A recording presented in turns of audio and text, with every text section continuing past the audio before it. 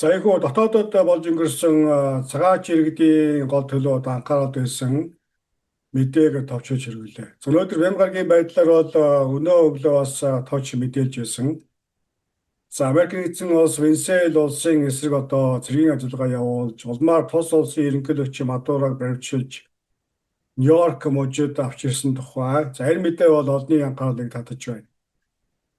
За дэлхийн бараг бүх улс орнууд үүний дотор олон улсын байгууллагууд мөн нүүбийн ерөнхий нарийн бичгийн дарга зэрэг олон улсын байгууллага улс орнууд бол Америкийн нөхөө цэргийн ажиллагааг шүүмжилсэн. Улмаар олон улсын тогтсон хэв журмыг зөрчсөн үйлдэл боллоо гэсэн шүүмж хэлж байна. За Венесуэлд үүссэн нөхцөл байдлын тухай үдээс хойш бас хоёр дахь мэдээгээр та бүхэнд тухайн үед болж өрнөжсэн үйл явдлыг тооч мэдээлсэн байна. За тэгвэл өдрийн мэдээ орсноос хойш шинжлэгдсэн яг одоогоор олонний анхаарлыг татаж байгаа нэг мэдээ бол Венесуэлийн дэд ерөнхийлөгч Делси Родригес төрийн албанд буцаж ирсэн. За ингээд засгийн эрхийг төр хугацаанд барьж байгаа гэсэн ийм мэдээлэл бол гарч байна. За энэ бол мэдээж Венесуэлийн үндсэн хуулийн дагуу ерөнхийлөгч нь ямар нэгэн байдлаар засгийн эрх гүйцэтгэх боломжгүй болсон үед дэд ерөнхийлөгч ерөнхийлөгчийн эрхийг авна гэсэн энэ процессын дагуу болж байгаа гэдэг нь тодорхой байна. За Делси Родригес өнөөдөр Венесуэл улсын засгийн газрын шуурхай хуралдаан зарлан хуралдууллаа. За дэд ерөнхийлөгч Делси Родригесийн өнөөдөр хэвлийн хурлын үеэр дараах 3-4 зүйлийг бол онцолж дурдж болохоор байна. За нэгдүгээрт дэд ерөнхийлөгчлөгт Венесуэл улсын төрийн эрх дээд байгууллагын удирдлага төрийн бүтцэд ямар нэгэн өөрчлөлт ороогүй. За ингээд бүх албан тушаалтан дарга сайдуудын хувьд төрийн албыг хэвийн үргэлжлүүлэн явуулж байгаа гэсэн ийм мэдээллийг өглөө. За хоёрдугаарт дэд ерөнхийлөгч Делси Родригесийн хэлсэн үг баримталж байгаа байр суурь бол маш ерөнхий тодорхой бус байгаа нь бол ажиглагдаж байгаа. За нэг талд тэрээр империализмын эсрэг байр суурьтай байгаа илэрхийлж үүний төлөө тууштай тэмцэн гэдэг. За ингээд яралтай онц байдлын хууль зарлаж гадаадын төрөнгөлөн эсрэг тусгай тогтнолоо хамгаална гэсэн ийм байр суурийг илэрхийлж.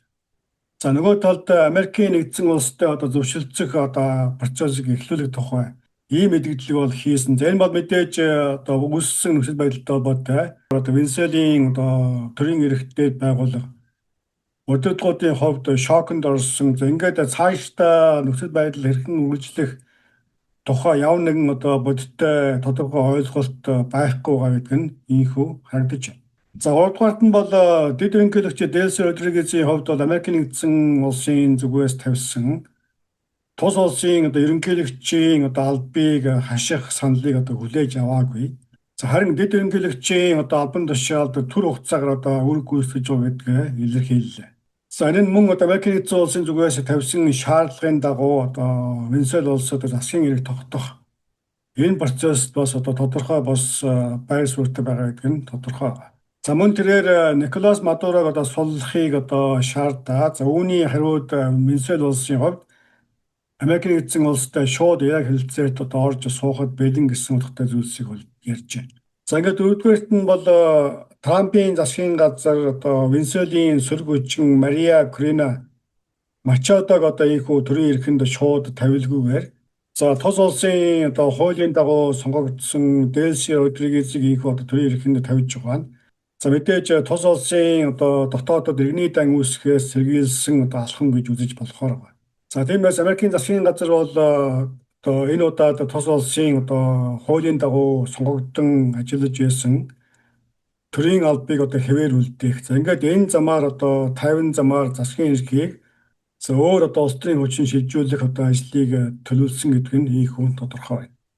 Ямар ч тач Венесуэлийн төрийн эрх дээд байгууллага удирдлагууд бол яг одоогийн байдлаар юу хийх, цаашдаа хэрхэн үйл ажиллагаа явуулах талаар ямар нэгэн бодиттой байр суурь тодорхой ойлголт байхгүй.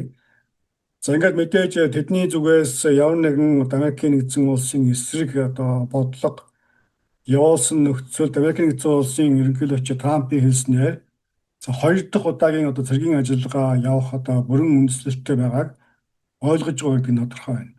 За ингээд ямар ч тач Трампын хэлэх дуртай толомын хөзөр бол үндсэндээ Трампын талд байна. Харин Венесуэла улсын дотоодод энх замбраагүй байдал үүсэж ингээд иргэний дайн шатлан өргөсчхөөс сэргийлж энэ удаад Венесуэлийн дэд ерөнхийлөгчийг инхүү тэр хугацаагаар ерөнхийлөгчийн дүүргийг гүйцэтгэлж байгаа тухай мэдээ байна. За ингээд энэ бол үндсэндээ нэг өдөр болоод өнгөрчих ажиллагаа биш. За харин цаашдаа олон улсын хэмжээнд геополитик улс төрийн орчинд ихээхэн хор уршигтай, үр дагавартай алхам болсон гэж үзэж болохоор байна. За ингээд ямар ч тач энэ чиглэлээр цаашдаа өрнөх үйл явдлыг манаас угаас цаг тохио үед нь шуурхай мэдээлсээр байх юм ба. За ингээд 7 хоногийн энэ удаагийн товч дугаарыг өндөрлөж байна. Ихэнх үзэгчид амралтын өдрүүдэд ая тухтай сайхан өнгөрөөд байна. Дараагийн мэдээгээр үзэхгүй.